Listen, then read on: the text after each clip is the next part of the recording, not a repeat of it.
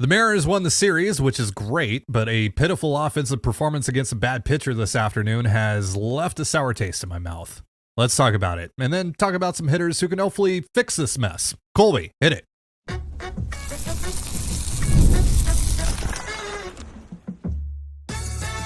You are Locked On Mariners, your daily Seattle Mariners podcast. Part of the Locked On Podcast Network, your team every day.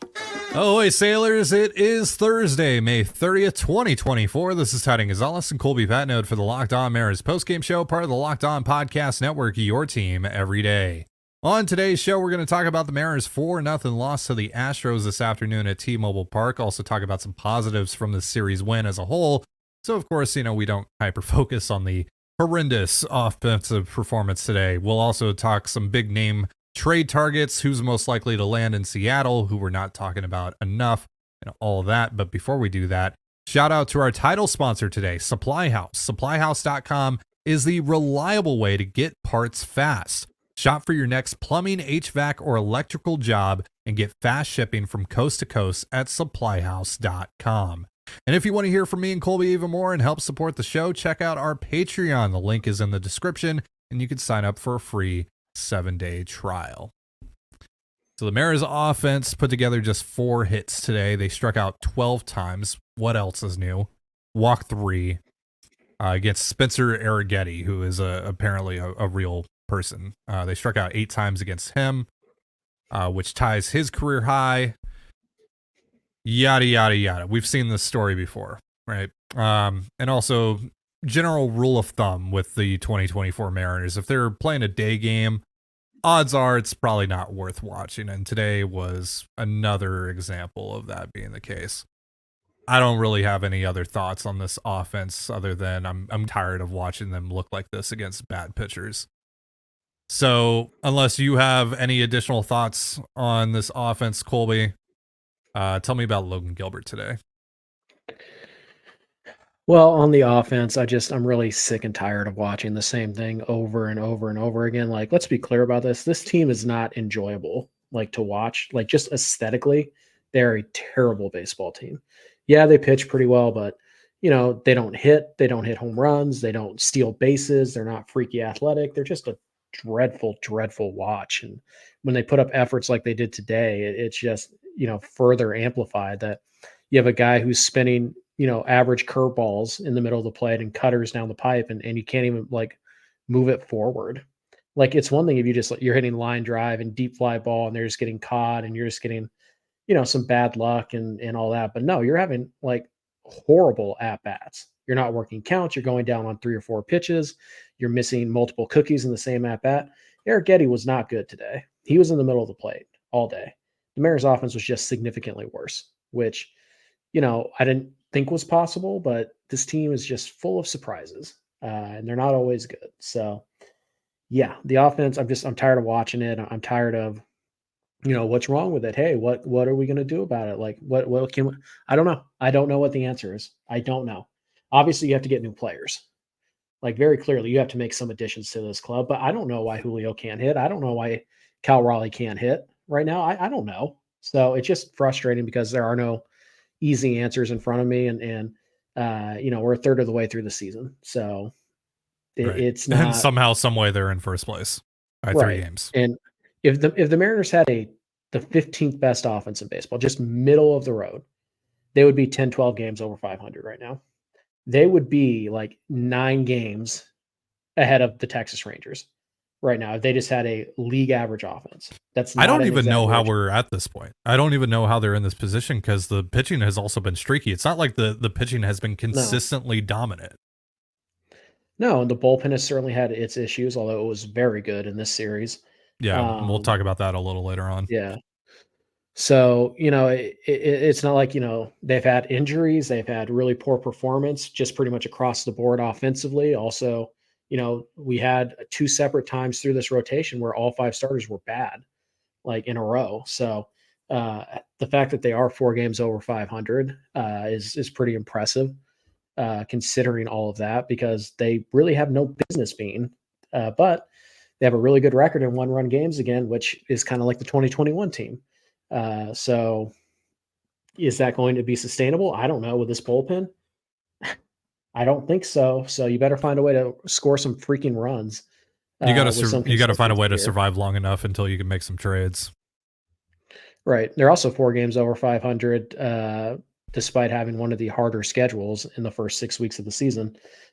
So, yeah, I mean, it really defies logic. They shouldn't be where they are, and you know, if you're looking for some cope, there it is, right? Like somehow, despite all of this, they're still in first place. They've played a pretty difficult schedule. They're still 3 days away from their first day off in 2.5 weeks. Yeah. So, you know, if you want to, you know, have some copium, there you go. But I'm tired of watching this offense. It is like going to the dentist every night for 3 hours.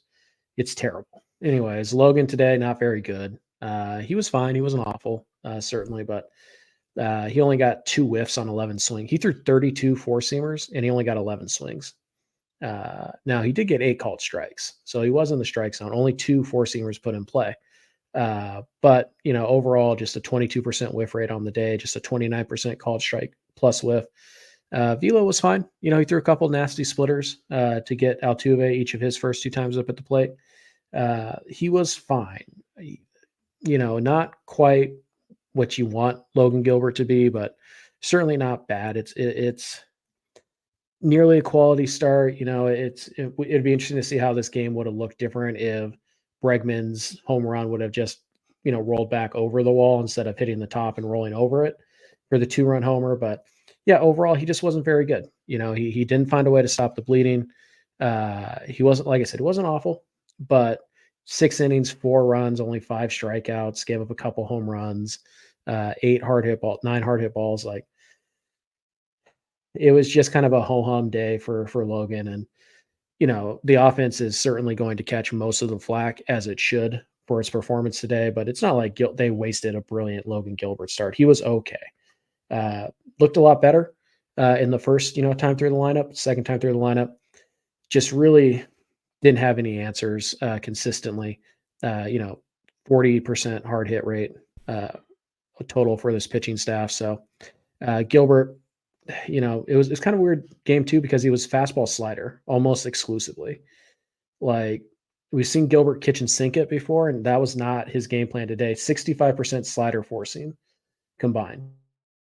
And then 12% curve, 11% split, 6% cutter. You know, it was fine. Like, it was a weird kind of mix. The slider, not that sharp. The spin rate was down on it. You know, it was just kind of, you got 28% whiff rate on it. It's not terrible. It's not great on that pitch in particular. So just kind of a weird day for Logan. He wasn't bad. He wasn't good. He just kind of was. All right. Well, let's talk about some positives from this series. Bullpen, really good in this series. George Kirby was really good last night. We'll dive into that a little bit more here in just a moment. But first, a reminder, this episode of the Locked On Mariners postgame show is brought to you once again by Supply House. Get supplies from the site that's made for the skilled trades, supplyhouse.com. Supplyhouse.com is the reliable way to order plumbing, HVAC, and electrical products online. Their easy-to-use website is packed with helpful resources and the latest product info to help you get the job done right.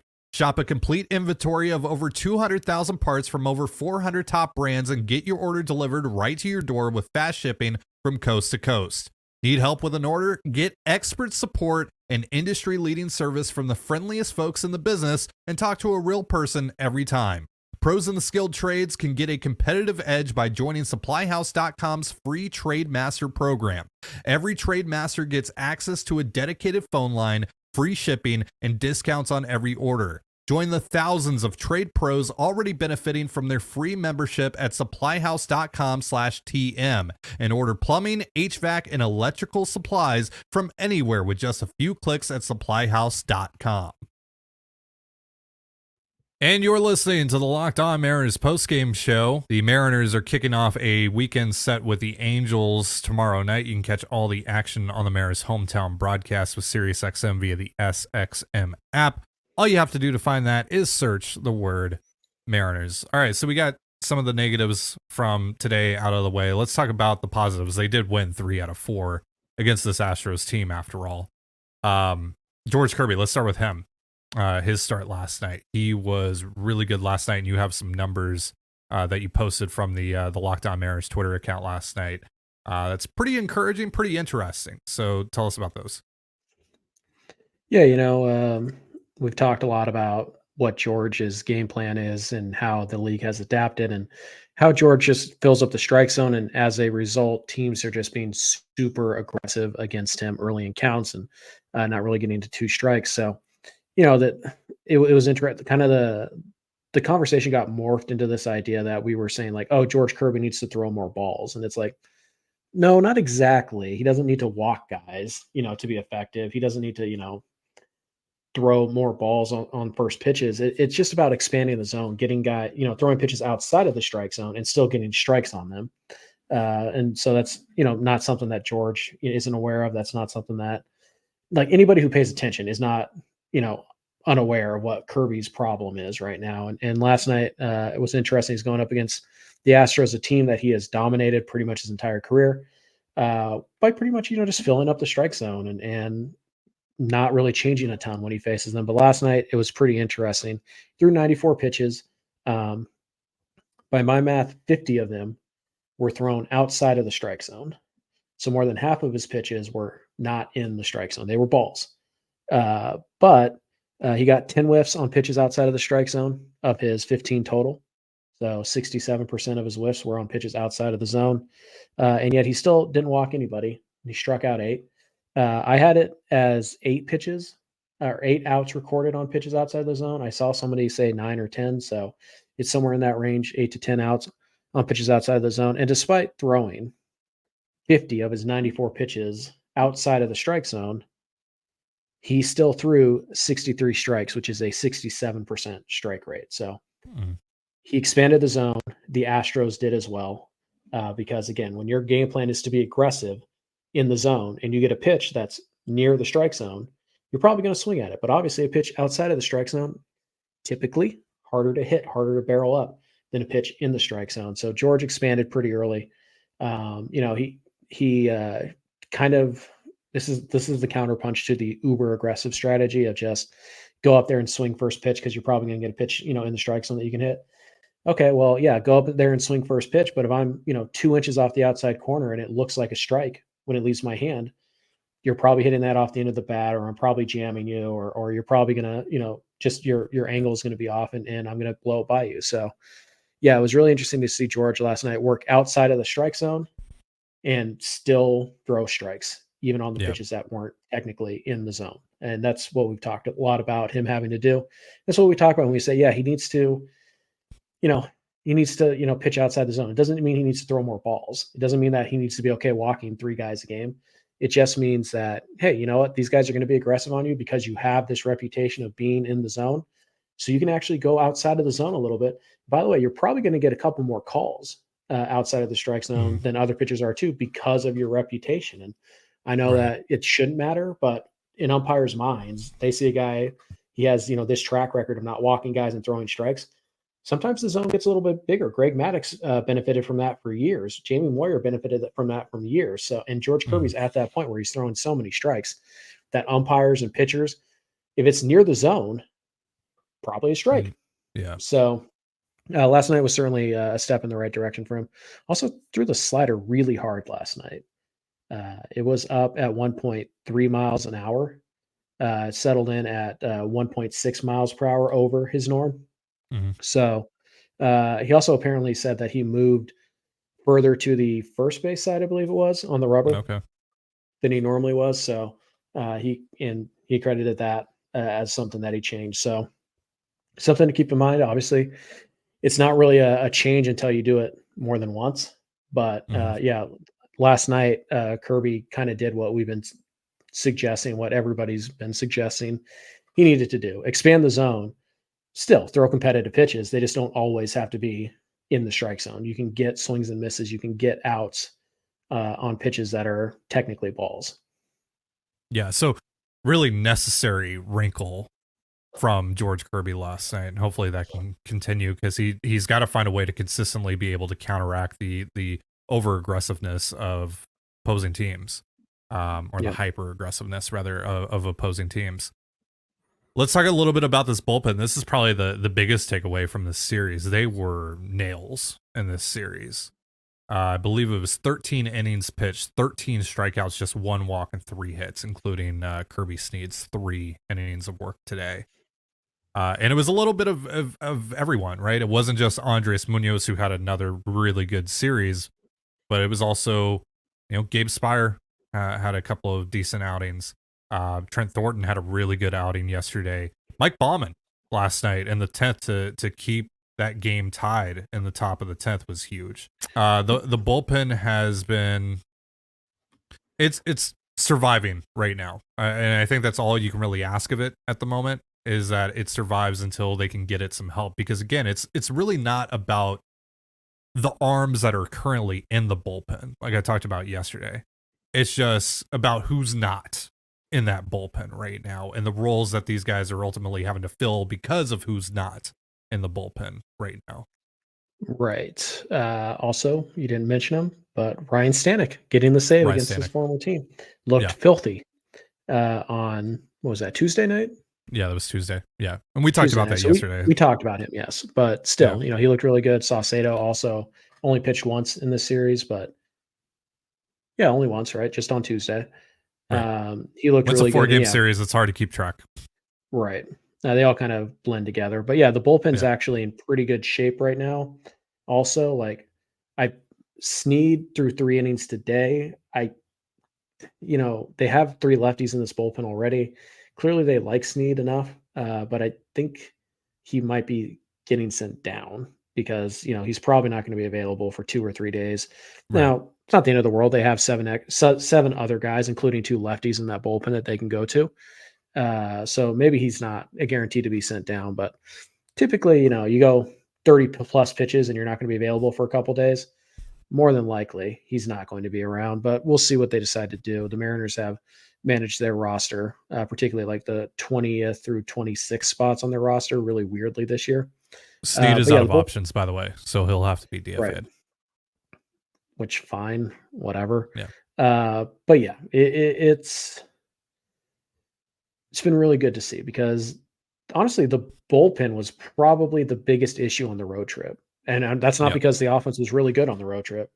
It's just because with this offense, you just kind of expect it, and there's not as many levers as you can pull to fix the offense right now as there is with the bullpen. And as much as you can try and build this great offensive team, and on paper it looked like they did a pretty good job, but at the end of the day, the Mariners are pretty much always going to be carried by their pitching. It's just the ballpark they play in. It's just, that carries a lot of the weight here. It's that they play half their games in that pitcher heavy ballpark. So pitching is always going to be vitally important to the Mariners. And the starters have been pretty solid this turn through, pretty good actually this turn through. And it's been a bummer that the bullpen really hasn't been able to carry their weight until this series. They were great. They covered 3 innings in 3 games and 4 innings in another game, and they allowed 0 runs in the entire series. So, 13 innings, no runs allowed against this lineup, without arguably two of your best arms, maybe 3. Averaging a strikeout per inning as well. Right.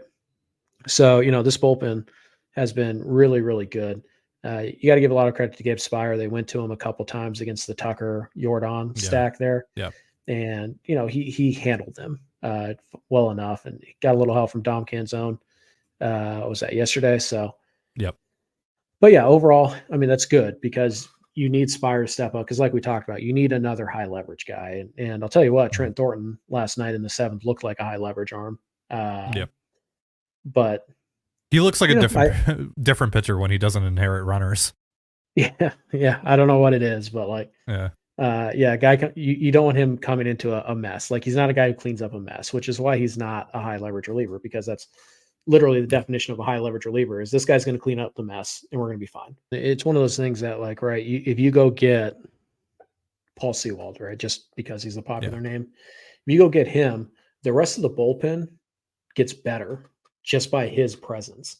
because now they're getting to do jobs that are easier, that they're better suited for, maybe overqualified for based on their stuff. They get to do that stuff because in the 8th and the 9th inning or 7th and 8th, whenever the heat gets turned on the highest, we have Munoz, we have Seawald, Garcia, maybe Santos, like whatever. We have this guy, Helsley, doesn't matter. We have this other guy that pushes everybody down a rung and makes their jobs easier. So it's amazing how like one quality player can completely turn a situation around and just take so much pressure off of everybody else that they can play better. We saw this a little bit last year when the Mariners went out and they got Josh Rojas and they got Dom Canzone and they had their really good months of August.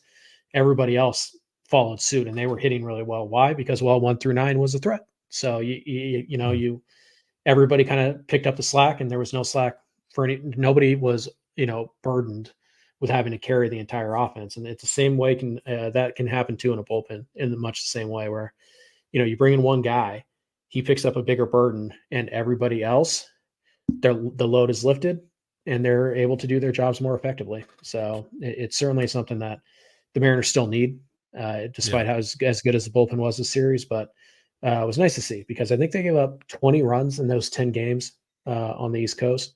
And then in these 4 games, they gave up 0. So pretty good bounce back. Well, speaking of adding some guys, some reinforcements, obviously, like we talked about in the first segment, this offense could really use some help. So let's talk on the highest of high ends.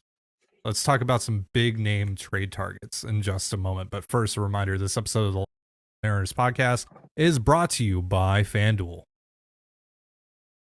It's winner take all time in the NBA and NHL, and FanDuel is giving you a shot to bring home a big win of your own. Right now, new customers get $150 in bonus bets with any winning $5 bet. That's $150 to bet on spreads, money lines, player props, and more. Visit FanDuel.com/lockedon. That's LOCKEDON and make every playoff shot count. FanDuel, America's #1 sportsbook. And you are listening to the Locked On Mariners postgame show. Once again, you can catch the Mariners and the Angels starting tomorrow night on the Mariners hometown broadcast and across this weekend with Sirius XM via the SXM app. All you have to do, again, to find that is search the word Mariners. So tomorrow, the return of a favorite segment of ours, favorite show of ours. Yeah. Fan Fiction Friday. It's coming back a week earlier than we were telling you guys it was coming. Because partly because I'm probably not going to be around next Friday and we won't be doing a show next Friday. So I conceded to Colby that we would do Fan Fiction Friday this Friday instead. So I only love the segment because Ty hates it so much. Right. So some guidelines if you're going to submit trades to us this turn and on Fan Fiction Friday. I don't know how often we're going to do it. I don't know if it's going to be every Friday from here on out until the trade deadline. It'll be most Fridays, though, I would say, at the very least. Okay, so let's get some guidelines out of the way. We're not, if your trade includes Fernando Tatis Jr. or Mike Trout or someone like making just an exorbitant amount of money that's just not realistic at all, we're not going to even bother. We're not going to even bother grading your trade. If it comes from baseballtradevalues.com and you're only basing the trade off of the fact that, hey, the value is lined up, the website says that it's a good trade, we're not doing that either. And thirdly, if you are going to include prospects in your trade, and this is the most important one of all, actually tell us who the prospects are. We're not going to do the work for you. We're not going to fill in the gaps for you. We're not going to do, let's trade Dominic Canzone to the Blue Jays for Bo Bichette, and along with Canzone, it's prospects. A top 100 prospect. We can't be vague with that. Tell us exactly who. Okay, so with that out of the way, as we get set to dive into your trades on tomorrow's show, let's talk some trades now, and let's talk about some high-end possibilities here, because over the last few weeks, Colby and I have talked on our Patreon show about trading for essentially the Luis Castillo equivalent of bats, right? someone that has that kind of impact the way that Castillo did on the rotation a couple of years ago. Who is the bat equivalent of that? And obviously we've talked about Luis Robert on the show. We've talked about Vlad Jr. quite a bit on this show, especially lately. Talked a little bit about Bo Bichette. First, I want to know, Colby, and I asked you this on the Patreon show yesterday, so some of you might already know Colby's answer here, but if you had to put money on one guy, one big name that is potentially available that the Mariners could acquire this summer, who would that be?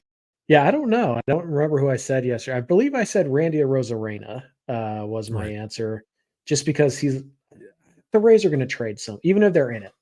Like, they're struggling right now. They're in 4th place. They're 10 games out of the division lead here on Thursday, May 30th. They are 3.5 back of the wild card. There's only one team ahead of them. So it's still way too early with those numbers to say they're out, but I feel like they're going to trade somebody, even if they're in it. If they get back in it, I still feel like they're probably going to be shopping Arozarena, Yandy Diaz. Yeah, they trade guys earlier than later. We know the deal. We know how they operate. So it makes a lot of sense for Randy to get traded. The problem, however, though, is he ain't playing like Randy. Should we even consider him a big name right now with the way he's playing? I mean, like, Probably he not. is a big name, but Sure. in terms of like the impact we're talking about here with these guys, can he Based on actually how provide that right now? Yeah, based on how he's playing right now, he's basically Mitch Garver at the plate, which and it's not like he provides that much more defensive value. He's not. I know our listeners are just pounding the table for another Mitch Garver on this roster right now. Absolutely. Yeah. But no, like in terms of like recognizable name, who's the guy that I can see the Mariners trading for? It's Randy Arozarena is probably the most, like, that's the guy I would put money on. Is it my favorite idea? No, not really. But I think it's a guy that I would put some money on. And, it's this winter we heard some conflicting reports about him, about the Mariners' interest in him. We've heard some say they weren't actually all that interested in him at all. And we've heard some say that, like, no, he was like their number one target. Like, they really wanted Arozarena, and they kind of settled for Rayleigh. But that's the guy that's probably I would put the most money. Like, I would put the highest odds on. Not my favorite idea, but I certainly would understand why the Mariners would consider it, because we know how good Randy Arozarena is when he's actually locked in, particularly at the plate. So, and obviously we know about the allure of playoff Randy. Sure, wasn't really a thing last year, I don't think, but yeah, I mean, obviously his reputation in the big moments is well documented. Mm-hmm. So for me right now, to answer my own question, I would give you 3 names, and these aren't the 3 names that I would prefer the most. This is just, and this isn't based on anything other than vibes, anything other than just gut feel. Oh, good. It's the Scott Service method. Here we go. Right. I'm going to go Vlad Jr. I'm going to go Isak Paredes, and I'm going to go Lars Nootbaar.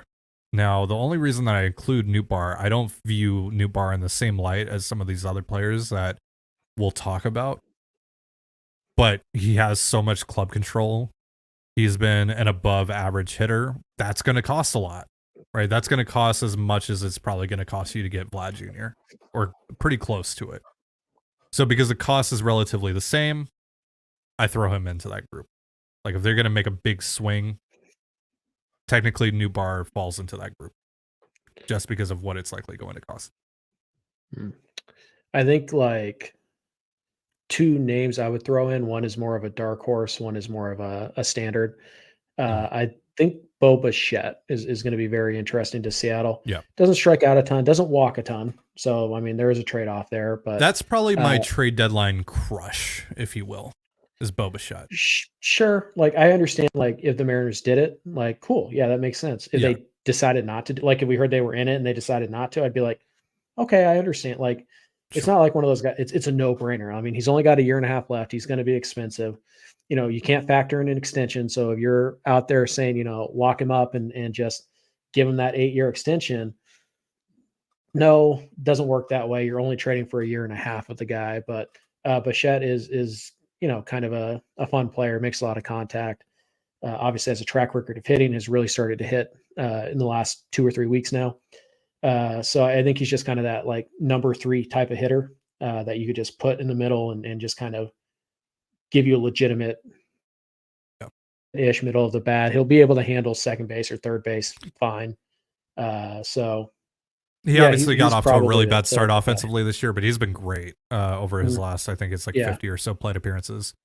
So yeah, I mean, he's really starting to figure things out, as he should. He's only 26 years old, so it's not like he's been 32 consistently a like 125, 130 WRC plus bat in his career. So and so I think he'd probably fit in really well at second base for this ball club. The other name, another second baseman, ironically enough, that maybe used to be a second baseman that we haven't really brought up a lot. It's Jazz Chisholm. Kind of the same warts as Lars Nootbaar, with one exception, is that Jazz really hasn't been able to stay healthy. So in a way, it's pretty similar to Luis Robert. But like Nootbaar, he doesn't have a track record of hitting lefties. But this year, he's actually been quite good against lefties. He kind of has that swagger, that kind of like air about him where he could be a superstar. He's only 26. You get him for 2.5 years. He can actually play a pretty good center field, can play second base. If you can play center field, you can play in the corners just fine. Might take you a little bit to adjust, but you'll be fine. He's hitting lefties this year. He's, 20 home run, 40 stolen base upside. Like, there's a legit all-star 5-6 win upside player in Jazz Chisholm. It's just injuries are a concern. The platoon splits are a concern. So it's how much do you buy into him hitting lefties this year? Is this just a mid 20-year-old figuring out how to hit same-handed pitching? The guy's been in the league for like 4 or 5 years here. He made his debut very young. So could he just be figuring it out? Yeah, that's definitely possible. It's within the realm of reason. So I feel like Jazz is maybe a guy, more of a top of the order type of guy. And again, do you want to take the risk on health? Do you want to take the risk on the platoon split? Do you want to pay? He's probably going to cost less than Luis Robert, though. My guess is when you combine all that, him and Bo Bichette are going to cost roughly the same. That would be my guess. With the risk involved with Jazz, knowing what it would take, I would prefer to look elsewhere for a safer option, but also beggars can't be choosers, right? You need to add impact at the deadline, no matter what it takes. Like, you have to come away from this deadline with impact. Right. Assuming you're in roughly the same position you are right now. Right. I think that should go without saying here. Like, that's the assumption we're working at when we're having this discussion, is that goes for tomorrow too. We're going to assume the Mariners are either in first place when they make this trade or within striking distance. And we're going to assume that it's like July, because obviously if you traded for Luis Robert tomorrow, it's going to cost you a little bit more than if you trade for him in July. Probably not a lot more. That's probably not a great example, but like Vlad Jr., if you trade for him tomorrow, it's probably going to cost you a little bit more tomorrow than it will on July 30th. Yeah. Keep that in mind when you send those offers. Is it Twitter only submissions, or are we going to put a link to a Google Doc? I think we're going to do Twitter only this time, and then we'll open it up. Okay. We'll open it up to YouTube because we're going to do so many of these. Like, we can switch it up and let everyone kind of get a chance to shine. Sure. All right. That's going to do it for our show. But before we get out of here, a reminder that Locked On has launched the first ever national sports 24/7 streaming channel on YouTube. And now it's also available on Amazon Fire TV and the free Fire TV channels app. Locked On Sports Today is here for you 24/7, covering the top sports stories of the day with the local experts of Locked On, plus our national shows covering every league. Find Locked On Sports Today now available on the free Fire TV channels app. Thank you so much for joining us here on the Locked On Mariners podcast. For Colby Patnode, I'm Ty Dane Gonzalez. Be sure to give us a follow on Twitter at @LO_Mariners. You can follow me at Ty Dane Gonzalez, Colby at CPAT11, that's CPAT11. You can also find all that stuff in the description of this episode. Have yourself a beautiful baseball day, and we'll see you next time. Peace.